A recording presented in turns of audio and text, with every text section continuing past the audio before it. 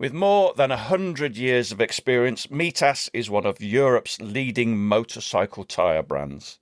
Whether you ride on the trails, enduro, on the road or on adventures, Mitas have the tyres for you. If they're good enough for the likes of Chris Birch and Paul Tarris, they're good enough for me and our Noel. For more information, go to mitas-moto.com. Go the distance with Mitas tyres. Hello and welcome to the Trail and Adventure Motorbike Podcast with me, Clive Barber, and my good mate, Noel Tom. For the days when you can't ride your bike, there's always the Trail and Adventure Motorbike Podcast.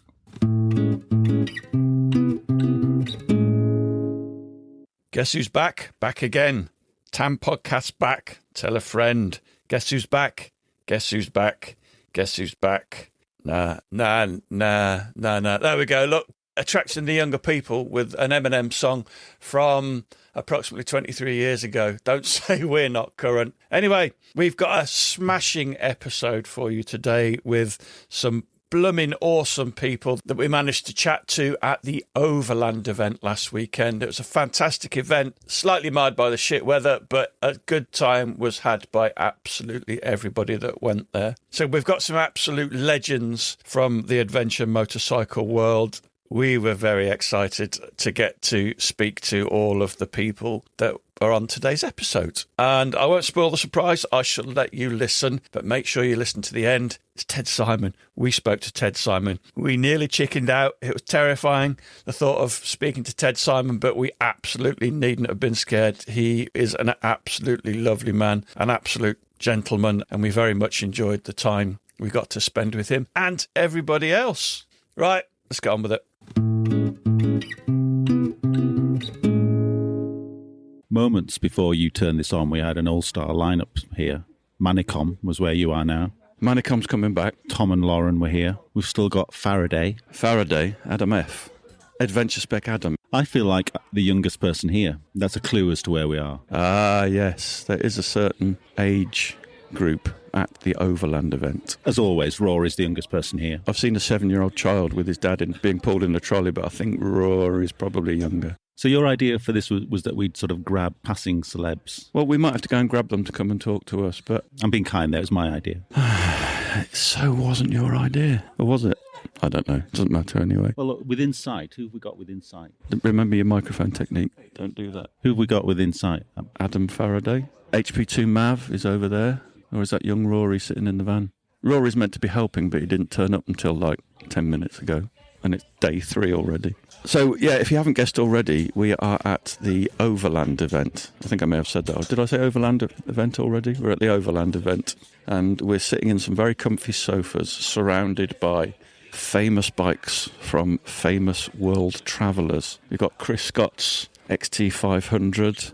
We've got Ian Coates's big old Honda Africa Twin.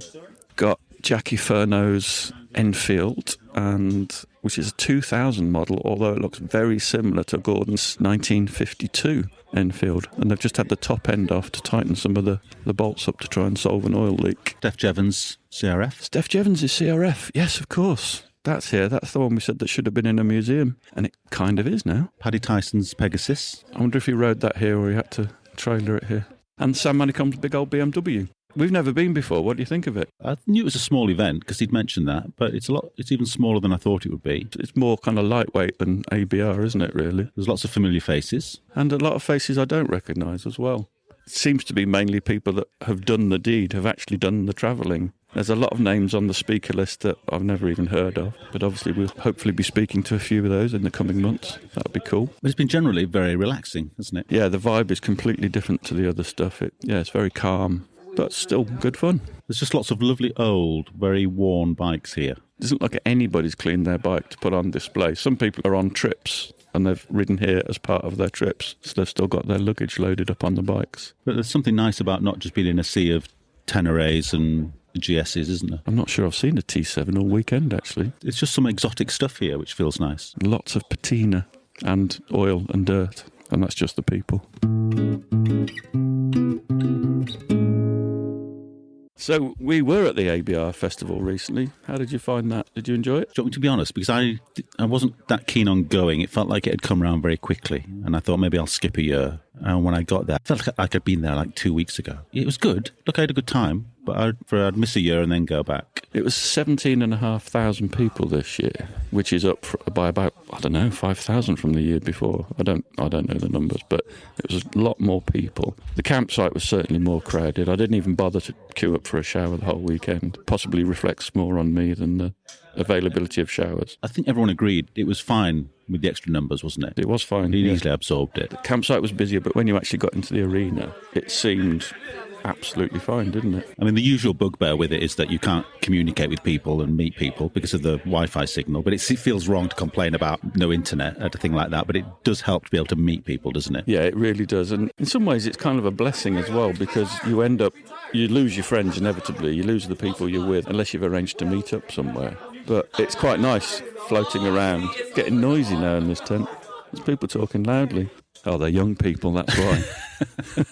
How did they get in? But no, in some ways it's quite nice because you end up sitting with people and drinking with people that you might not have sat with before. And you make new friends. Well, we met people straight away here, didn't we? It was that we weren't expecting to meet. That was the joy of it, yeah. Because secretly, we're here for one reason and one reason alone out.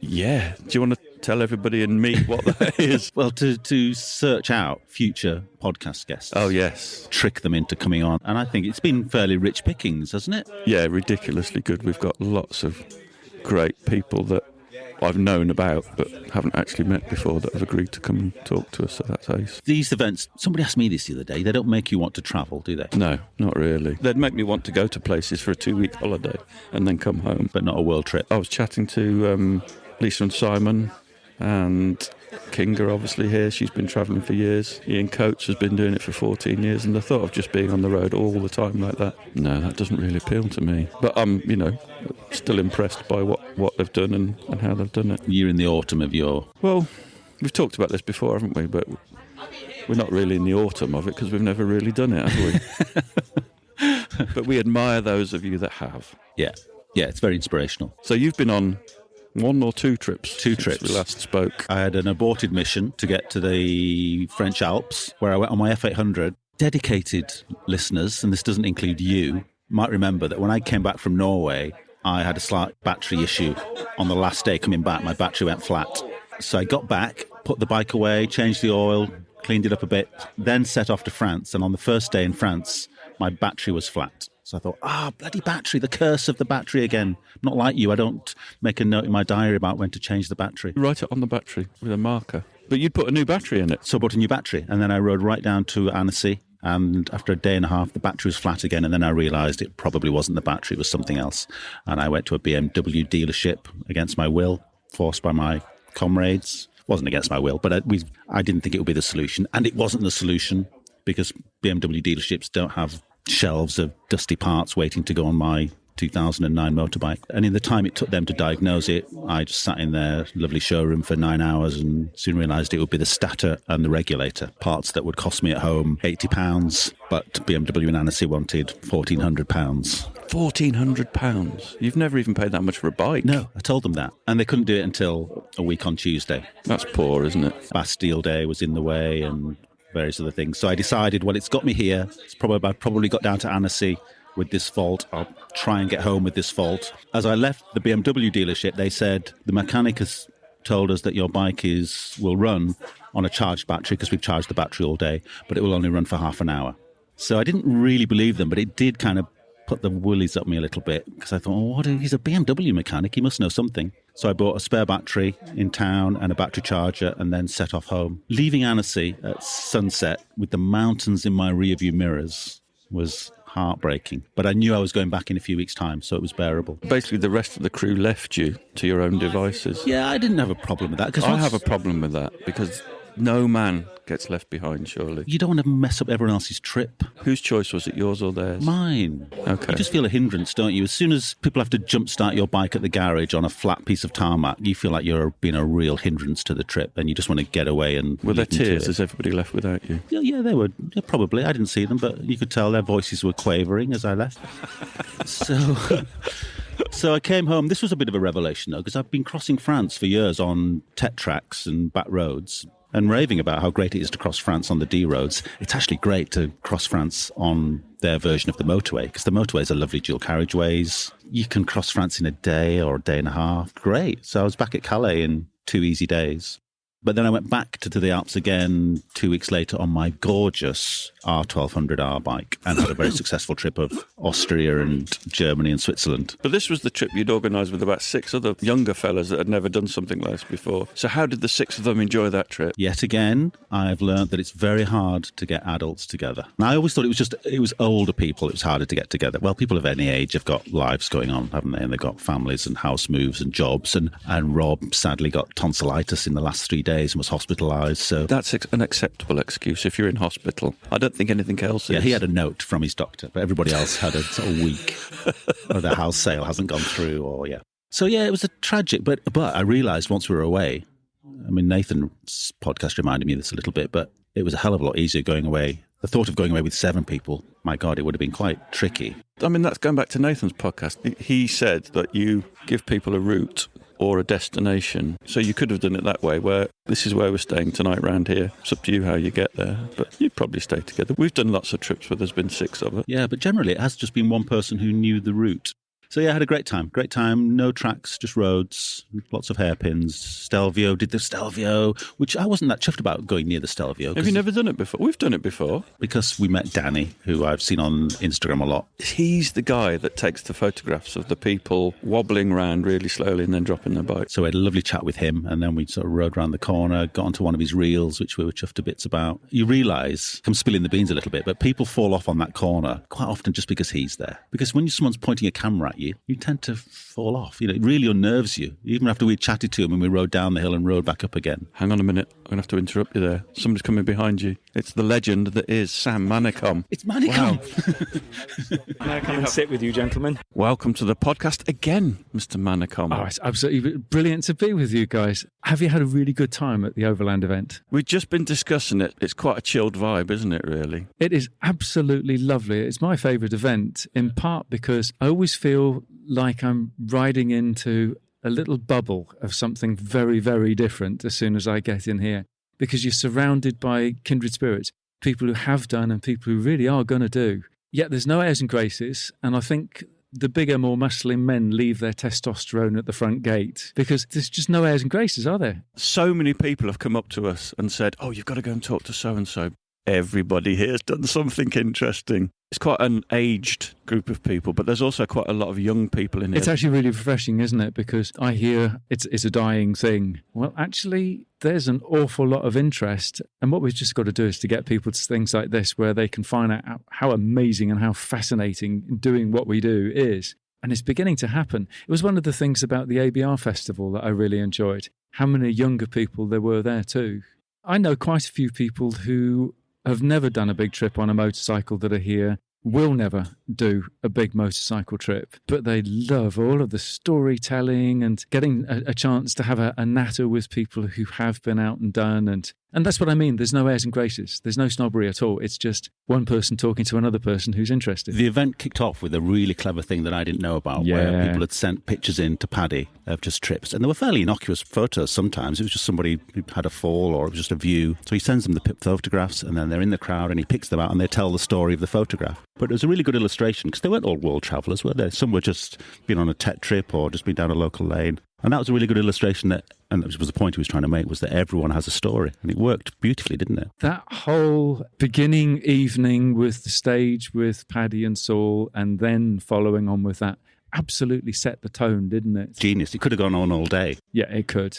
And some of the guys with their photographs, they were really funny, weren't they? And other guys, they were just making a point that people tend to skim across in our modern day dash from A to B. And their story was bringing alive how important things like going out with the awareness that people aren't out to get you. They're out to get you out of trouble. So what have you got out of the festival especially? One of the things that's absolutely wonderful for me about this event is that I'm bumping into people that I've seen at previous Overlands, I've seen at other events, or I've seen out on the road. This one has been particularly good because I think there's something like 50 different nationalities that have rolled in here. And some people I haven't seen for 20 years. I met them in another country out on the road, and here they are.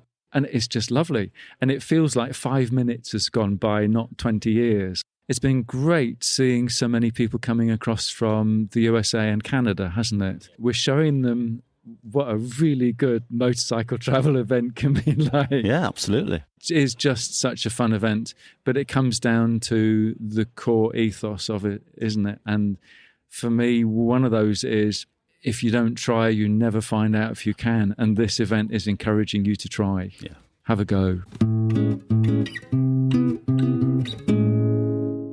We're delighted now to be joined by our mate Jez, who you have quite a long history in the motorcycle trade, but you're here with your own brand that you created a couple of years ago called Adventure Products, advproducts.com. I guess the highlight of your offering is the new tent that you're currently bringing to market. Great to see you. Thanks for waving me over, beer in hand. I've been around motorbikes since I was about 8 years old, doing motocross and then enduro and then tracks, and worked all the way through to Dainese, living in Italy. And then I decided I wanted to do my own thing, built up ADV Products. We're just trying to produce what we like to think as good quality, affordable adventure gear. As a biker, I kind of got fed up that as soon as you're buying something for adventure biking, all of a sudden it's hundreds of pounds, and it doesn't need to be hundreds of pounds. We're trying to cut out the middleman, cut out the supply chain, cut out all the profit that goes through that chain. And it's just the manufacturers, me, and then the end customer. The interesting thing is, though, you've actually designed and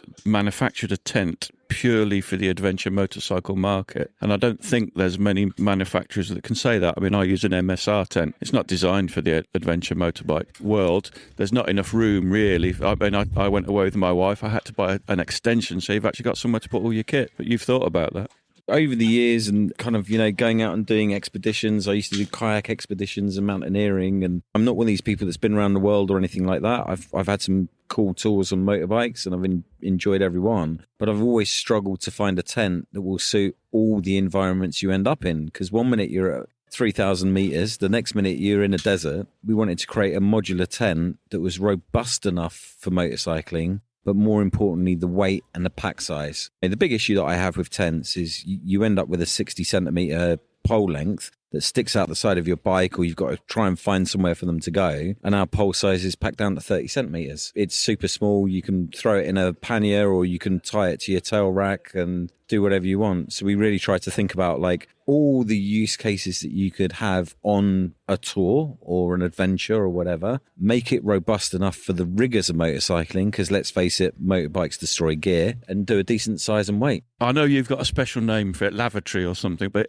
it's like a wigwam, right? Wigwam, TP, lavu. It actually gives you a really nice internal space, doesn't it? And loads of internal space. Yeah, it's kind of like a TARDIS, really. I mean, maybe we should call it TARDIS rather than lavatory. But yeah, it's a lavu, which is a Scandinavian teepee. That's the basis of the design. But when you go into it, you've actually got a huge piece of real estate of space, even despite its pack size. I mean, if you think, it's the size of 2 coffin tents put together in terms of pack size, but actually inside you can sleep. We've had 2 people and 2 spaniels. A bit stinky because of the spaniels, but it works quite well. You've got loads of room for kit, and then you've got the tarp that you can decide to attach or not. So if you need to maintain your bike, we've tried to think of everything. The tarp's one of the big selling points of it, I think, isn't it? I think so. You've really displayed it well, because you've got a bike under the tarp, and it really shows that's really sweet to have your bike under a cover like that, isn't it? Yeah, exactly. I mean, there are tents where you can park your bike inside. I just can't get my head around that. But, there are times when you need to do some maintenance on your bike and you need to get out the wind and rain or get out the sun. So the way we've designed it is the tarp attaches directly onto the tent, and then you can pitch it in many different ways depending on the shelter that you need. So I think the 2 main things are it's a modular system and its pack size. Like what people really see when they see like a 30 centimetre by 20 centimetre pack size is that's when the light bulb goes on and goes, oh yeah, That's the difference between all the other tents and this. So before people look it up online, how high is it and how wide is it? It's about 2.3 metres at its longest point. I've got a mate who's 6'7" and he can sleep in it. So that to give you an idea of the size it can go to. And then height is 1.6 metres, but it's a single pole. So you've got the base that goes up to a point. So you can kneel in it to get changed. You know, It looks from where I'm sitting like you could pretty much stand in it to put your pants in, really. Or not stand upright, but you could be on your feet to put your trousers on, yeah. Yeah, you can definitely crouch in it. Yeah, depending on your height, you could maybe stand up in it. But yeah, I mean, I'm what, 5'10" and a biscuit or whatever it is, and I can crouch in it nicely. Or But I think it's a big plus just to be able to put your pants on without putting them on lying down is nice, isn't it? Yeah. yeah. You're not trying to make like a caterpillar putting your pants on. It works quite well. Are you talking about underpants or your trousers? We're English. We say trousers. Pants go on first, then you put your trousers on. I was actually talking about my pants. They're the most important thing in the Fair morning. enough. When is it going to be available and how do we get one? So what we're doing now is we're launching a pre-order. We've committed to the manufacturing run to happen, so it literally starts being sewn together on the 20th of September. Production finishes roughly end of November, and then we can fly some in. So if people want it for like a Morocco trip in December, January, we've got a few people doing that, so we're going to be flying some in. Then it'll be on the water. So with the best will in the world, end of Jan, they'll be here. So ready for next season. Thanks for chatting to us, Jez. If you'd like to see more information about Jez and advproducts.com tent, the Lavu, please go to advproducts.com. Right, who's up next?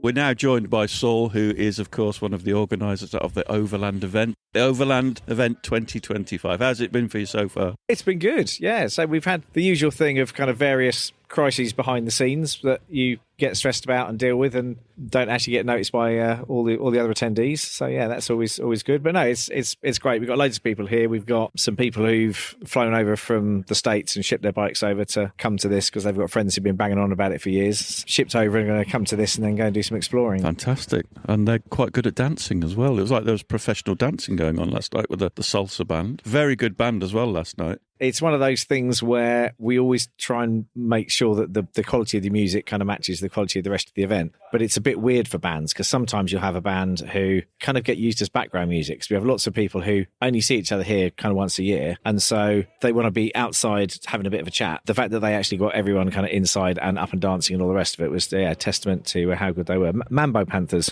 I guess the burning question on everybody's lips, Saul, because I spoke to you briefly on Thursday evening, probably peak stress level for organising a festival, and you were umming and ahhing, is there going to be one next year? Now is not the time to ask, essentially. Back in 2023, we'd got completely burnt out and said we weren't going to do it anymore. We weren't going to do kind of a big one or a small one or an anything. And within about 4 months, we'd changed our minds. So I don't know is the short answer. I think the longer answer is you probably will. It's like having children, isn't it? You forget the pain a couple of months later. You've been in it for 10 years, which is quite a long time. It is something of an institution. The people that are here, I said this before to Sam Manicom, everybody that's here pretty much has got an amazing story to tell. So many people have come up to us and said, you need to go and talk to that guy over there, or you need to go and talk to that woman over there. They've got an amazing story. And it's like we've signed up about another 38 people to come on the podcast, so we're sorted for the next 2 years for guests. So that's the kind of thing it is, and I think it would be very much missed. You just need some more help, maybe. Yeah. Just psychiatric or just practical? Or Yeah, both probably, yeah. As someone who's taken 10 years to get here, what do you think? It's really nice. I guess it's what the Lightweight Festival would become if that had carried on. I think it's amazing. You introduced me to Ted Simon yesterday, and it's like, does it get any better than that, really? Meeting those kind of people? Everywhere you look, people have been travelling for 14 years, people have been travelling for 7 years, and they're all here, all those names, and lots of names that you've never even heard of before. We're discovering those people, and hopefully we'll chat to an awful lot of them over probably the next 2 years at this rate. It's one of those things where you can sit and be talking to someone, and suddenly you realise that they've got some really interesting stories, and they're incredibly well travelled. One of the bikes that was supposed to be in the bike show couldn't make it. There's a guy he's very quiet, he's very unassuming. I said, which bike are you on? 'Cause he's got a few. And I always remember that he's got a Suzuki B120 because that was my first bike. I said, what has the B120? And he said, I'm not on. He said, I'm on the 250. He said, do you remember the one that I took to... That's helpful, isn't it? And he said, no, I'm on the 250. He said, you remember the one that I took to Morocco 40 years ago and then went back on the same bike just now? And he said, and it's that kind of thing and those kind of stories. There's a friend of mine who, when he posts about Overland, uses a hashtag of hang out with your heroes. And it is that thing of there's no barriers, there's no airs and graces, everyone is just here on equal footing. The other nice thing is that I know our friend Paul Fern's ill in hospital, and we wish you all the best, Fern. But you've basically just gone out and talked to the first random person you found to do a presentation to replace her. So you've got Mark Derry on as we speak, I believe. Exactly, and we know that he's only half a package really without Jamie. The wise without the Morecambe. But yeah, again, that's one of those things of when Mark said he was coming over, I said, just be on standby. We always get disasters of people whose bikes break down on the way here, or people, like, as you say, like poor old Fernie's in hospital at the moment. Just everyone pitching in, and the whole thing is a bit like a barn raising that lasts a weekend of just everyone is kind of there doing the same thing and being supportive.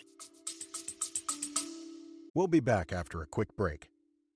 Today's exciting episode is brought to you by Adventure Specs Super Shirt 2.0. 2.0? Yep, it's a new version. It's got the Flow Armour, which is a lot more breathable, and yet it's still CE AA rated. So it gives you both impact protection and abrasion resistance. It's an absolute game changer. It is actually, because you completely forget you've got it on. The armour's really soft. I even find myself checking to see if I've actually remembered to put it on sometimes. It still feels wrong, doesn't it? Yeah, it does. But it's the first thing I put on for all motorcycling activities, basically. I even wore it and you mocked me when we were doing some trials practice. Thank God you were wearing it that day, because I don't think you'd be with us today if you hadn't been wearing it when you got on the trials bike. It wasn't that bad.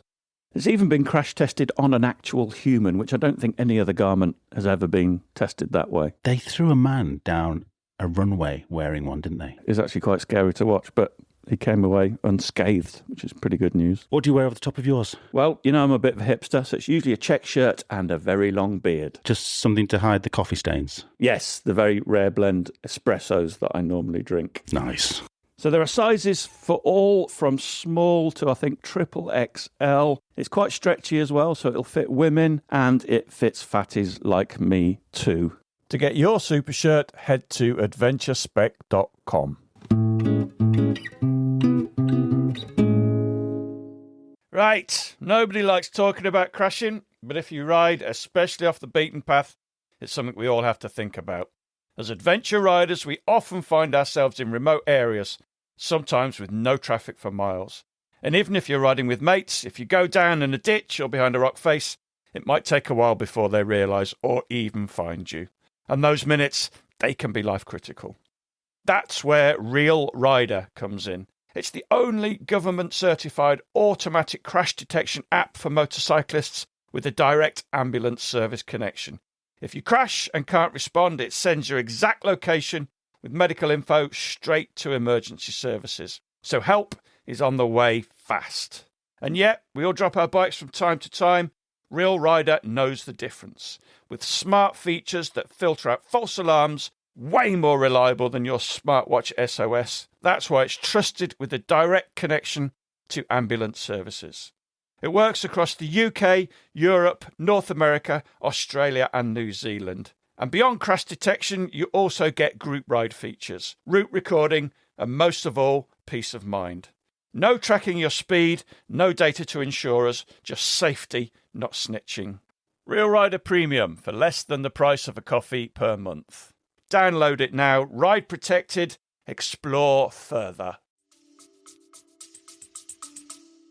Well, thanks a million for chatting to us, Saul, and thanks a million to both you and Paddy for putting on an excellent event. Let's hope it carries on, because I think the world is a better place having events like this. And it's a nice comer before the end of the riding season for us all get together and have some boozy fun. Right, who have we got next? Oh, I know. It's a man that swears more than me and David Goldman combined. I think you're going to enjoy this section.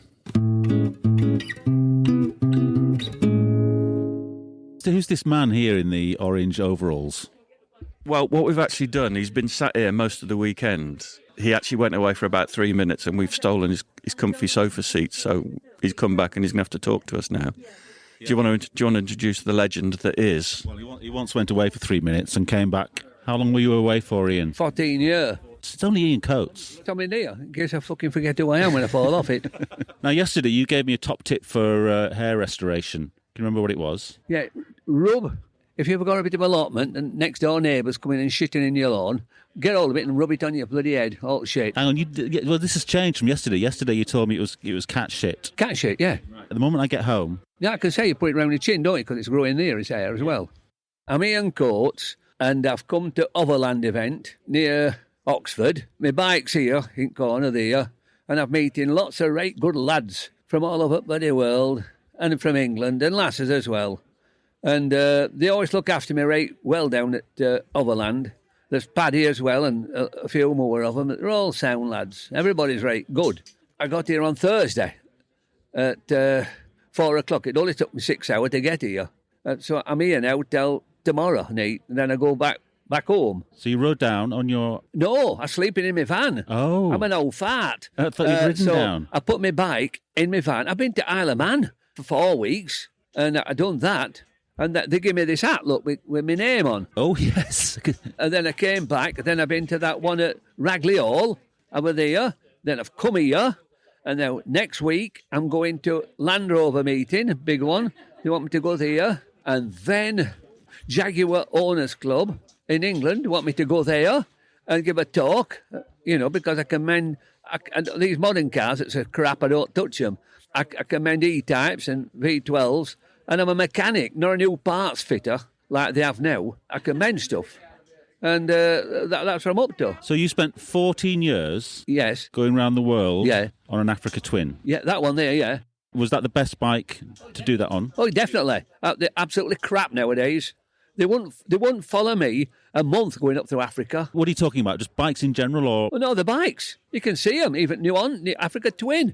They put bloody forks on upside down. They're white, and there's no bloody bridge. They're on tubeless tyres. They've got ABS. And well, they're all right for Sunday afternoon picnic riders on tarmac. But they won't go in shit and grit. I mean, they're only me with that for 14 years out world. So how many miles has that done now? I did over 100 countries and no map, compass and out, and I did 250,000 mile on that trip. It's just done just over 300,000 now. Have you noticed a man called Adam Ryman? No. Well, he's a man who's recently got an Africa Twin, an old one, and he's done loads on it, and I think he's making your bike very popular again. Oh, it is. I'd like to go to Japan with designers and sort them out a right good bike. That one there I keep looking at, that's a good bike there. That one. Yeah. Look at forks. Yeah. Everything bloody right. What are we looking at? We're looking at Honda Falcon, which has got... Made for Brazil, I think, that bike, wasn't it? Is it? I think so, yeah. Well, I were in Brazil. What is it especially, then, you like about that bike? Forks are right. Yeah. Everything about it's right. Sensible. Not like these modern crap. You were telling me yesterday I should get hold of an old Transalp. Transalp, yes, they're good. Old Transalp. You don't want an erection, get a bloody carburettor. And then when you get some shit in somewhere, take carburetor off, clean it, put it back on and go. An injection bloody bike and get some crap in it. You're knackered. That's why they all have a bloody film crew behind them and a van full of fucking mechanics, innit? Something to wipe their ass and put the tent up and they go into a hotel. And there's a few of them that's just me. No else. But I'm right good with animals and horses and stuff. Mules? Mules as well. Bloody hell, I think. When I get old, I'm only 83. When I get old, I want to go to Argentina, buy 3 mules, good uns. I want about 16 two-hands and get 3. And one day I'll ride one and other 2 will be pack. Then next day I'll swap them round. So one I've been riding as a pack mule and I'll be riding the other one. All of that and see how far up I can get. Because they don't use petrol, just grass or all like that. And water, I can purify my own water. And they're right. You know, some people say that having a motorbike is a little bit like riding a horse. Or touring on a motorcycle is a little bit like being on a horse. Horses are a lot better. Better than them is a mule. Coming back to motorbikes, Ian, which we don't have to, but we can. I don't know how many other talks you've sat in on and seen some of the younger generation of travellers. What's your opinion on where motorcycle travel's going these days? Well, I don't know. Just bugger off anyway. I don't bother going to customs, you see. I just ride. I mean, in Cape Town, I have to go to bloody Egypt. As long as I'm going uphill, and I go off sun all the time. When it comes dark, I know how to put my tent up. When it comes late, time to get up. And that's all I bother about. What were you doing before you started travelling? Garage, mechanic, my own garage, aye. Have you done a bit of farming as well, or? Oh, yeah, beef cows, aye. How did your 14 years of travel work then? Were you just gone for 14 years, or were you coming and going? I were in barn and a bloke rang me up and he says, hello, is that Ian Coates? I said, well, what the hell have you rung? He said, Ian Coates. I said, well, I must be bloody Ian Coates then. He says, oh, right. He says, can you fetch my Land Rover? It's a 101 ex-ministry, ex-army, and a 3-ton Sankey trailer from Johannesburg to England. I said, aye, but not, end of next week I'll go. All right. So there's 2 young lads, about 25 and 26 there. And I said, hey, where's Johannesburg? Is it in bloody Wales or bloody Scotland? He says, no, it's in bloody Africa. I says, is it bugger to fetch your land? He says, I know, just ring him up. So I rang him up. I said, oh, it's Ian here. All right, yes, Ian. I said, what's nearest big city to this here, Johannesburg? Cape Town. Oh, right, that's bottom of Africa, yes. Next month, I'll do it. All right. So I said to lads, I says, yeah, you're right, it's in Africa. Are you coming? Are we buggering, not with you? I said, all right, then. When it I flew out, told my wife I'd be here a few months, I think 3 or 4 months, I said. 4 months, I said. So I gets there, and get it bloody running. It hadn't run for a bloody year or 2. It was a bit of a complicated do, but when I got to Kenya, I couldn't get they're only me on it now with some passengers that they had. But owner and his mate had fallen out and pissed off and left it for me. So when I got to Kenya, I couldn't get a visa for Ethiopia or Sudan. They were not fighting, but not each other. They found some bugger else to fight. And so I rang him up. He says, oh, well, look, right, you've got that. Oh, yeah, right. All right, then. Well, take it back then. Thank you. You'll have to fly home. So I says, all right, then. So then I made my way back to where it were. And then on way down, I thought, bloody hell, I'll ride past these buggers. So I rang my wife up. She says, oh, are you back? I says, I'm a bugger. I'm going back down the hill again. I call it going downhill, you see. And she said, get me a lad to get me Africa Twin out at Cowshed. Make a wood box, put my bike in, and all my motorbike tattle, and send it out. I'll be longer than 4 months now. Well, sure, she did, though. So then I set off, not from Johannesburg to come back. I went to bottom in Cape Town, and then I went to the most southernest point in Africa, and I went on to George to look at the museum for vehicles and cars and wagons, and then on to Swaziland, on bottom, and then on then to Mozambique, and then I run out to land, they call it Wata. So then I turned around and went back other way to Namibia. And I made my way all up. And I used to ask people, I tell people, well, ask them, because I don't bother with maps or all that, ask them where Egypt were. Because I know it ain't far off to get to bloody Egypt. So I did that. And then I got up to Egypt, zigzagging. And then I got on a ferry. And it finished up in another bloody country. I'm in Cyprus. And then I nearly got shot. I don't know if you know, but top end of Cyprus is Turkey. And I was going off at Moors and they were going to shoot me.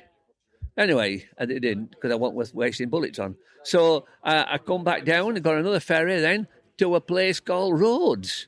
And when I saw Rhodes, I thought, I'll have a ride around an island called Rhodes. So I did that. And then went to Greece. And then farted about and got back home. Only took me a year. And then I went straight away to, because BSA Owners Club were running a meeting in Australia. I rung them up. They said, oh, everything has to be down in Southampton by tomorrow, Wednesday. I said, well, I'm not taking my BSA. I'm taking my Africa Twin. I said, well, that'd be all right for 2 months in Australia. I says, it should manage. But I'm not coming back with you. I'll make my own way back. So I did, though. You actually came home for a little while. You must have enjoyed the trip. Oh, for 2 weeks I was at home, sorting my bike out a bit, ready for a big do. And how was Mrs. Coates about you disappearing off again? Oh, she was about time I pissed off again, because it's a lot better when I'm not there. How are you affording to live, travelling and not working? Because I mend vehicles that's broken down all over, on agriculture, wagons, tractors, castrate bulls for farmers, break horses in, shoe horses. You're still working as you're travelling then? Oh, yeah. Farms, I meet them and talk. They come to visit me from all over the world, to our house. The vet. I sorted some cows out for a vet in New Zealand. And when he retired, he came and stopped our house.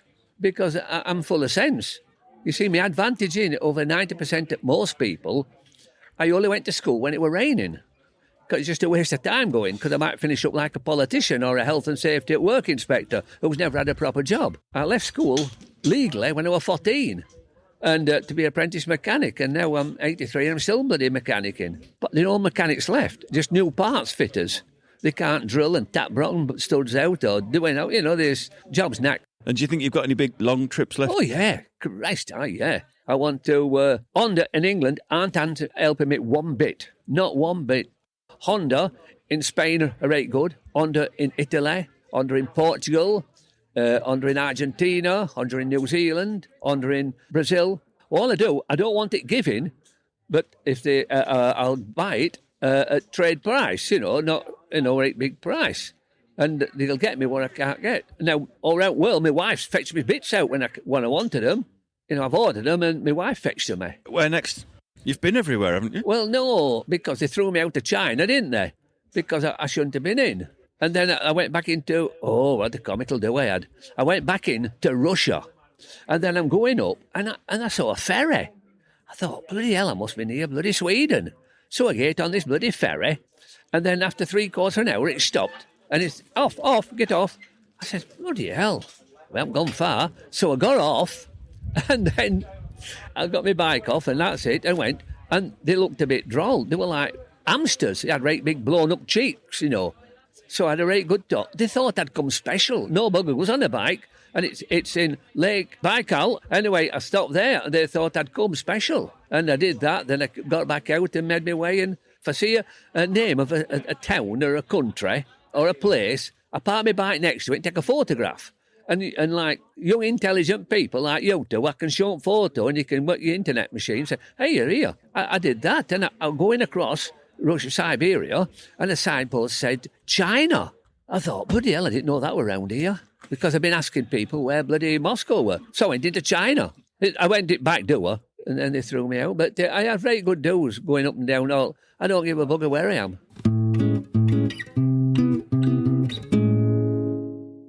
Adam, Adventure Spec Adam, the man who has almost single-handedly changed the quality of customer service for Adventure Spec. What's being done differently at Adventure Spec now from a customer services perspective? I've not done it single-handedly. We've got a very good team. We've got the right people working with us. We had a good team to start with who've allowed me to make some changes and bring the other people on board and do things the way that people are seemingly very pleased with at the moment. We're getting really good feedback. I'm a customer to other companies and just brought on board understanding and sort of sympathy and empathy. You spoke to Jim recently, didn't you? And there's a thing about being fair to customers and being fair to the company. So I'm kind of in the middle ground between the customers and the people who have to justify why we're doing things financially and how we do things financially. I'm more empathetic middle ground to bring those two together and help them work. Historically, I mean, it's a very small company, as we discussed with Jim. It's sort of 6 permanent employees, isn't it? But I guess before, they used to struggle to have the bandwidth to actually get stuff like this done properly. You can be a victim of your own success in a way. It's really hard to have the right amount of people doing the right amount of things at the right time and have the money to do it and be forecasting that. That's always been a tricky thing for them to balance. I think we're getting to the point now where it's not so reliant on a couple of people. It's not on the shoulders of just 2 or 3 main people. There's more delegation and expertise brought in. Got a couple of people working with me who are very good all-rounders, good people and good at tech and also ride. Getting that spread of technical knowledge to be able to do what we do in the modern age with an internet-based company and have the right attitude towards customers and to know the kit and to be a rider and to be able to put yourself in other people's shoes and know what they want and what they need is a rare thing. So we're quite lucky. But also people feel more comfortable buying stuff from a company that they know that will treat them well, right? Yeah. I know I go back to companies that I've had good experiences with. I'm in the very fortunate position that I work with Jim, who started AlpKit and has worked for various other companies. But one of the companies I hold in quite high regard is AlpKit because of their customer service. And over the years, I've taken a lot of what I know and how I feel about customer service from the things that I learned from being a customer of theirs. Now getting to talk to Jim about how that came about and how they manage it is an amazing position to be in. Jim talked about a few new products that were in development. Presumably the whole team has inputs into, because you, like you say, you all ride, you all must have inputs into product needs and product design as well. Yeah. That and customer feedback as well. things we get asked for, taking things that we use that don't quite work for us and wanting to have our own angle on them, even things down to like colours. So how's the festival been for you so far? Well, I've only been here today, but it's a really pleasant festival. When I got here, it just felt very calm, calmer than when I left my house this morning with the dog barking and the kids running around. Lots of familiar faces, lots of new faces. It's a really nice size. Nice is such a weird word, but it is a pleasant, calm festival that seems to be have quite a lot of integrity to it, and it's really nice to be sitting looking at Ted Simon over the other side of the room. That's amazing. Yeah, hopefully Ted's going to talk to us tomorrow, which would be rather magnificent and a little bit terrifying. But yeah, Saul, Paddy, please keep doing the festival. Oh, we're really happy now to welcome back to the podcast, Kinga. So this is, I think, your first time at the Overland as well? Yes, this is my first year. Finally, I made it. I'm so pleased to be here. What a great atmosphere. It's an amazing festival, isn't it? We've been talking to a few people about it. It's quite a unique atmosphere, I think. Yeah, it's a great opportunity, for us travelers and adventure riders, right? To just gather in one place, exchange stories. It's just like there's that vibe. It's so peaceful and chill, isn't it? No egos, just true travelers catching up. I love it. It is very much like that, which everybody says, and everybody mucks in together, and it's I think 700 or 800 people as well. It's your first time to hear as well, right? Yeah, our first time as well. Yeah, we chatted to Paddy and Saul, and they invited us along. So yeah, been really enjoying it. But you've actually come from quite a long way to get here. Actually, no, I planned my break in Europe just to get to this event because I committed that I'll be coming for this event last year. So I left my bike in Panama and flew into Europe. I teamed up with BMW here, so they lent me a bike for 2 weeks. I did a little trip, to Wales and back, and now I'm here at the event. And I'm about to have my presentations. I'm so stressed out. You've done loads. You'll be fine. You'll be absolutely fine. It was about 1.5 years we last spoke to you. I think so, yeah. It's been a while. Where have you been since then? Well, last 3 years, I was in North America. So basically, yeah, between Canada and USA, I was there for 2 years. And now last year, I was, Mexico and Central America. I really was taking it slow last year. I felt I had like a carefree year because I was in the tropics, I didn't have to chase the seasons. Even if it was raining, it was warm. So I could just slow down and enjoy the sea and ocean and beautiful beaches. It was awesome. But that's great. That's the way you travel, isn't it? You're not in any rush to get anywhere. You don't have any time limitations other than attending festivals to speak. Exactly. My motto at this stage of my life is I'm just here to have a good time. That's it. We only have one life. We might as well have a good time. So presumably from Panama, you're going to be heading south? Yes. So South Africa is my last continent on my round the world trip. And I'll be there probably for 3 years. This is the way I roll recently. 3 years. So you're not just going to go north to south. You're going to travel around a bit as well? No, I'll go to every country. That's the plan. Zigzag here and there and everywhere. Yeah. Which bike have BMW lent you for this part of your trip? I finally got to test 900. Hey, man, I'm so impressed with this bike. I wanted to test it for so long, but I just never had the opportunity. Last year, I had 1250 Adventure for the ABR Festival because it came with the panniers. But this year, I have my own panniers from Lone Rider. So I was able to just, get the 900, and I am so impressed. Of course, my masterpiece is Chili, my bike, right? But she's 10 years old. They don't do these bikes anymore. And since then, I was not happy with 850s. I really wasn't. They didn't impress me at all. And now finally that 900, okay, finally, they're doing something right again. BMW listening? Yep, hopefully. Maybe just ship it over to Panama. No. The whole point of doing this trip is I'm doing it with my bike, with Chile. So, and she's so reliable. I have at the moment, over 180,000 kilometers, which is around 120,000 miles, which is not much if you think it's 8 years, right? Because I travel slower, because I work on my content, so I work a lot. So that's why I travel so slow. She's in such a great condition. Her cylinders are in perfect condition. I have another 100,000 miles on her, without engine rebuild. So why change something that works so well? And it's our trip, you know what I mean? It's Chile and I against the world. Motorcycles have personalities, exactly. Don't they? And you know what? She talks to me. I mean, that I talk to her, that's normal, right? You talk to your bikes. But she replies to me. That's the thing. I did actually admit to talking to my bikes in the last episode. Yeah, but do they reply to you? No. I see she does. And then I also recently started talking to my panniers, my drone, and everyone else. And actually, they do reply to me in my head. So this is what solo traveling does to you. Yeah, 8 years later, here I am. This is something I do. I do this on the way back from a trip. I will start patting the bike. And in a weird, I'm not superstitious, but in a weird superstitious way, I think that it means the bike is going to get me back. There's something about Yes, it, isn't there? I believe so. Isn't it weird? Yeah. So you do it, Clive.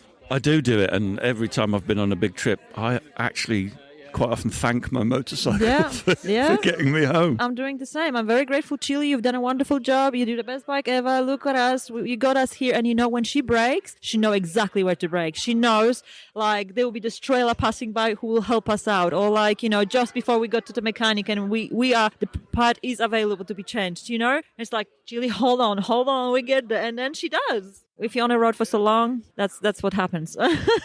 Kinga, thanks a million for talking to us, and all the very best of luck for 5 o'clock. Mav, you are effectively Moscow Moto's representative in the UK. That's probably just making it a little grander than it sounds. You tend to help out, don't you? Yeah, I help out in my spare time. Just part of the Moscow fam. I think they technically call it part of the field team, I think. In fact, Overland Event was the first time I met Moscow. They were trying to set up their stand before we had Moscow Europe. Their luggage had got held up in customs. Rule and his partner at the time would ping me on Instagram, be like, we've seen that you've bought some luggage. Any chance we can borrow it? And it's for the Overland Event. And I was like, sure, I can write down. I lent them some of the luggage that I'd already bought. And that's how I met Rule. And that was like, I think maybe 7 years ago. And your HP2 has been a permanent fixture on their stands in the UK since then. This is the first show, I think, without the HP. Because the GS. The G/S. The G/S/S, something. How do you actually say it? I don't know. I keep being lazy and saying the R12 GS. R12 G/S. G/S. G-Stricus. So how's the show been for you? You've been peddling lots of stuff. It's been good. It's so different to the last show we did was ABR, and that's just carnage. It's 17,000 people, and people really want to come see the Moscow kit, whereas this is, 600 people? So it's much, much more chill. Someone reminded me and warned me, don't be bragging about your 4-day trip to France to this person you haven't met yet. When it turns out they've just come back from Mongolia, the level of people that are here and they're traveling is just unreal. And they're all super humble about it. That's why you definitely have to watch what you brag about. And I think also it's even more chill because so many of the talks are really popular. So there are times when it's really quite quiet because everyone's in the talks. We seem to be pretty popular. People want to come and hang out, have a chat. And what's kind of always really pleasantly surprising is the amount of people that want to be like, hey, I just want to stop by because you sold me some Reckless 80 luggage 2 years ago and it's been going great. And I just want to say how awesome it is. And it's like, and people just want to be part of the Moscow fam. And it's kind of cool. What's been a popular item for sales-wise? The Reckless 80 is still a standard stock. With the Overland crew, it's much, much more about, I want luggage that I can go abuse off-road and be tight and light on the bike. The pannier stuff isn't really the kind of stuff that people at Overland are looking for. So the Reckless 80 is just a good solid staple. But we have the Alpine Reckless 60. I think I'm saying the name right. I'm getting quite excited about this Alpine stuff because this really appeals to me because it's quite a simple setup. I like stuff without too many bells and whistles on it. I like a bag you can put stuff in because otherwise I lose everything. I don't know where everything is. Right. So that this Alpine stuff, I actually quite like the look of this. And we're looking at a Reckless style now on your EXC, but you also do a traditional square pannier in the Alpine as well. Yeah, it's also a lot lighter. So even just as a base weight compared to the Reckless 80, you save a bunch of weight. It also makes it a little bit cheaper too. I guess technically I should say more inexpensive. So the weight saving is something, especially if you are going to go light, then anywhere you can save some additional weight is a good thing. It's simpler to put together. Running it on my EXC, I think it's going to be a really nice setup. And people have been asking for 60 for a while. We had the Reckless 40, we had the Reckless 80. So being able to then go to a 60 is appealing too. There was always this dilemma, wasn't there, whether to go for a 40 or an 80. Yep. And the difference was obviously big. Yep. So this really does sort that issue out. It does sort that. Although I will say as well, a good option with the Reckless 40 is to also change the middle bag to a 20, and then you're up to 55 or something. And so that's actually another good option with the Reckless 40 because you get the full range of flexibility. But yeah, the 60 I think is going to be great, especially for the kind of more enduro style adventuring, as we've got it here on my EXE. I think it's going to be a great option. I'm Ted Simon. This is the annual travel event here near Oxford. It's one of my favourite motorcycle meetings. There's only one or two that I really like because it's got a relatively small attendance and everybody knows each other.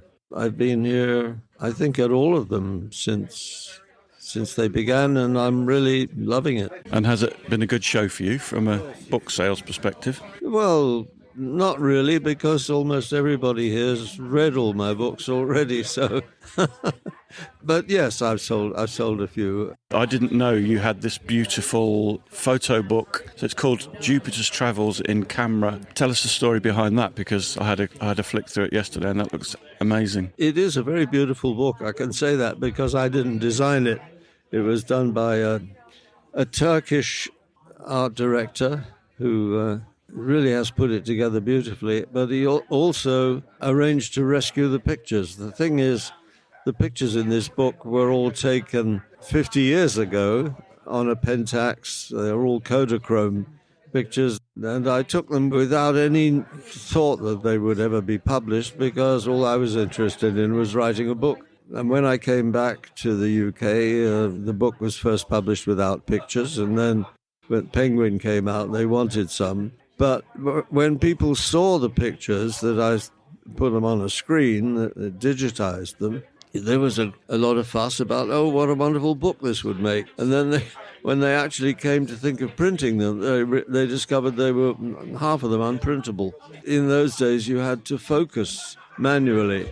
And since I wasn't a photographer, I had no real practice at doing any of this. Most of them were fuzzy. My father used to take all our holiday snaps on slide film, and we were shown the slides once a year on a projector, and they always looked fabulous because they were lit up. And it was only years later when I came to digitize them that I realized most of them were quite rubbish photographs. They just looked nice because they were on a projector.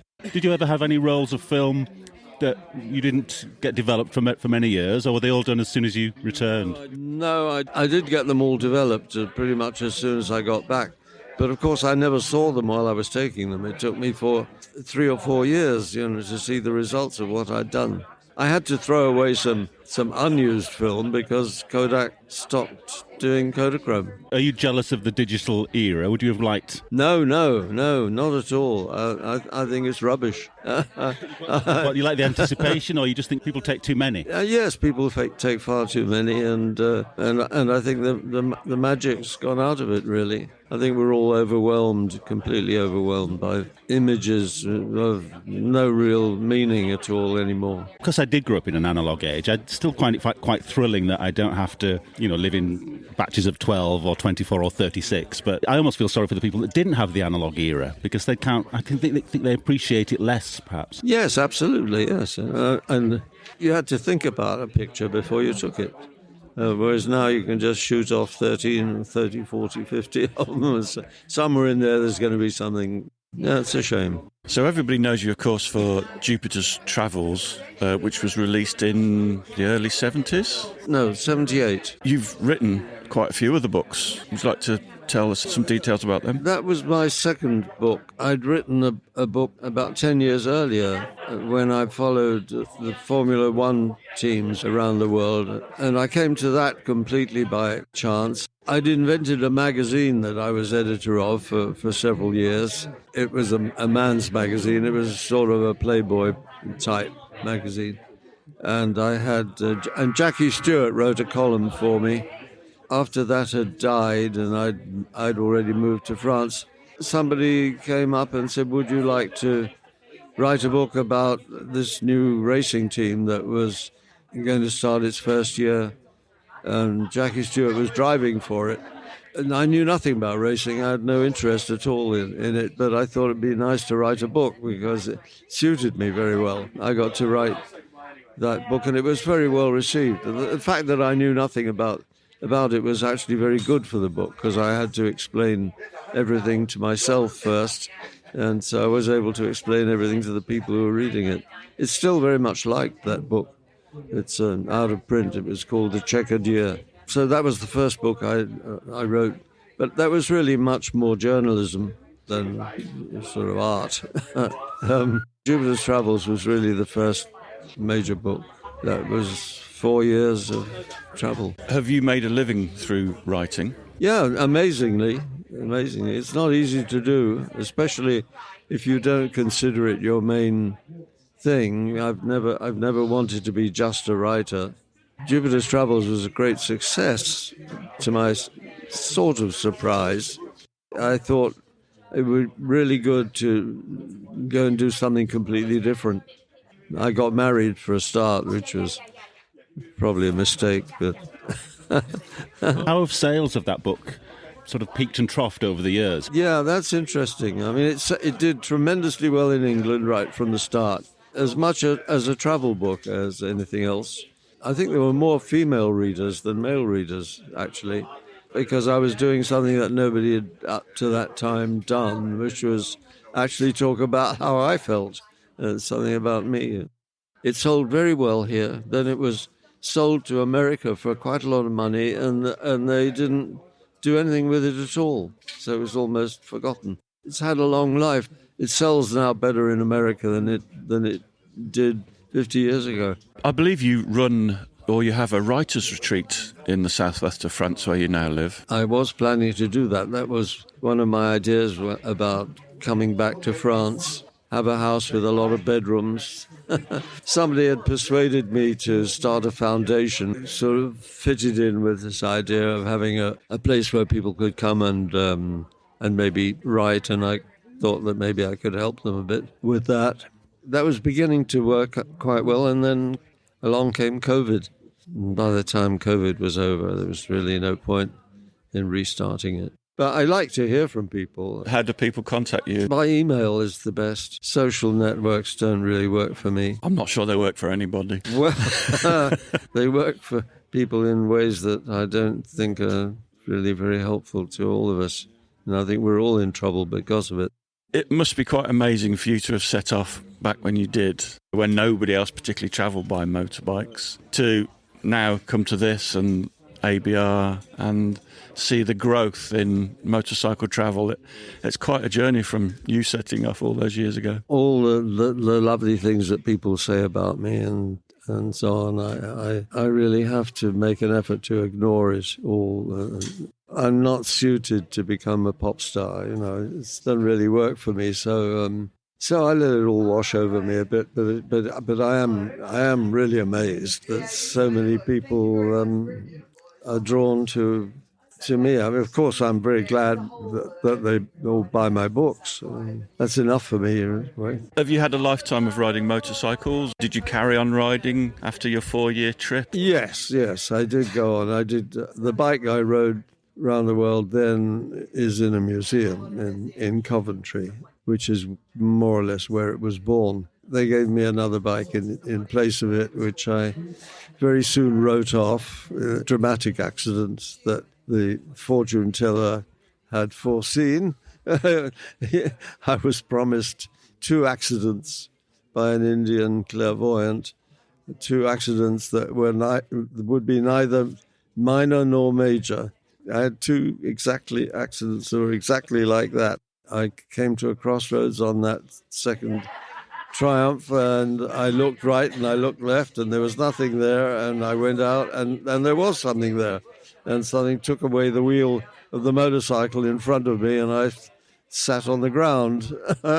Had those fortune tellers described any more detail than just you'll have a crash? No, about the crash, that was all he said about the crash. You will have two accidents, one neither major nor minor. I think we could say that to most motorcyclists at some point. I normally have 2 accidents, neither major nor minor, most days when I go out. So. The really good book, which not many people read, is the one I wrote between Jupiter's Travels and the next one, which I wrote about the journey that I took 25 years later around the world. But there is another book in between. It's called Riding High, and I really would like people to read it because it's very good. After that, there's also The Gypsy in Me, when I walked from Hamburg to Romania, because my mother was from Germany and my father was from Romania, and the war was on in Bosnia, and I thought it would be a good way to find out a bit more about what was really going on in the Balkans. So I was walking through it, and that was nice. The autobiography, which I originally only wrote for my kids, but it turned out into a book that people like, and it's called Don't Boil the Canary, and don't ask me why You shouldn't boil the canary. You're just going to have to read the book.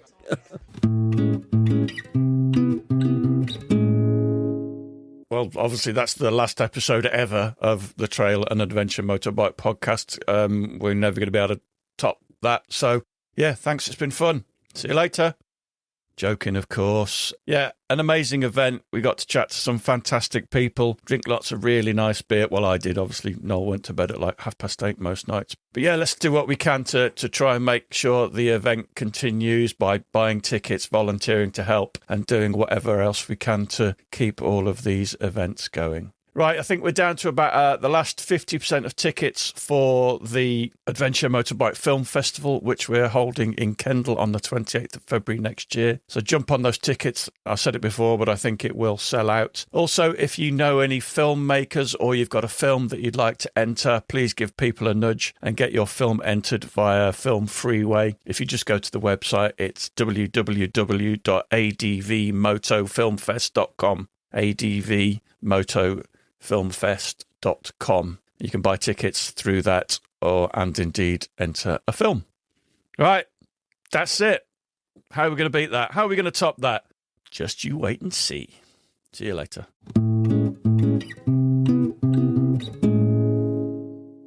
Thanks for listening. We really do appreciate it. You can follow us on Facebook and Instagram, and if you really appreciate what we do, please consider supporting us on either Patreon or Buy Me a Coffee. Links are available on our website, tampodcast.com, where you can also go to our store, that's a shop in English, and buy some branded stuff. Please keep listening and, more importantly, spreading the word. Right, that's it. Just a final word from one of our sponsors, and we'll see you next time.